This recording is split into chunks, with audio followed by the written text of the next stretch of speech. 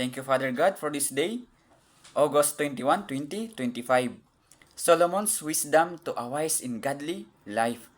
Proverbs chapter 4, verse 14 to 23. These verses advises us against walking in the path of the wicked and encourages adherence to God's wisdom. Pinibigyang diin nito ang kahalagahan ng pag-ingat sa ating puso dahil ito ang pinagmumulan ng buhay at namamahala sa mga kilos ng isang tao. The passage contrasts the righteous whose path is like the light of dawn, but with the wicked whose way is like darkness. Yung verses 14 to 19 po, ito po yung avoiding the path of the wicked. Verse 14 to 15, itong verse po ay nagsisimula sa isang matinding babala laban sa pakikisama sa masasama. Hinihimok po tayo na iwasan ang landas na ito at lalong-lalo na talikuran natin ito kasi ang mga samahan na ganito ay mapanganib. Pero huwag po nating iwasan yung mga masasamang tao bagkus i-preach po natin ang gospel sa kanila para mabago po ng biyaya ang kanilang mga buhay. Verse 16 to 17 po, these verses describe the wicked as those who cannot rest without doing evil, na nilalamon na po sila ng kasamaan at karahasan.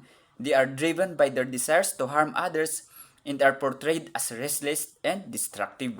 Verse 18 to 19 po, ang bahagi po ng verses na ito ay pinaghahambing ang landas ng matuwid at masama. Ang mga matuwid po, tayo po ito kasi we receive Jesus Christ and we become righteous.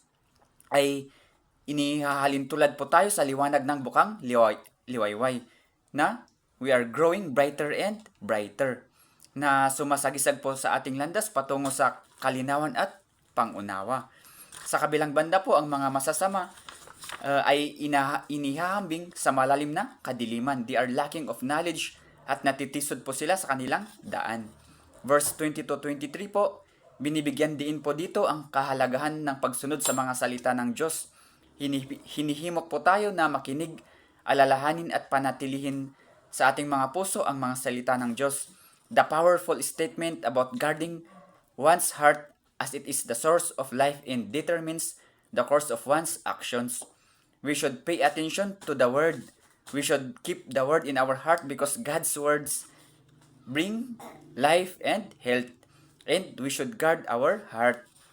Solomon found that the solution to a wise and godly life is not external rules or religious laws or nakatuon sa pag-uugali o panlabas ng mga batas.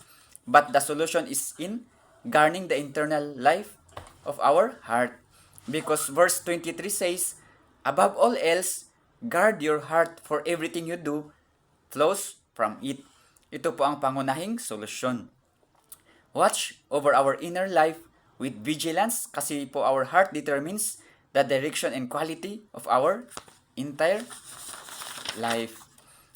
By guarding our heart, we can control the course of our lives, ensuring positive outcomes and a life of peace and rest.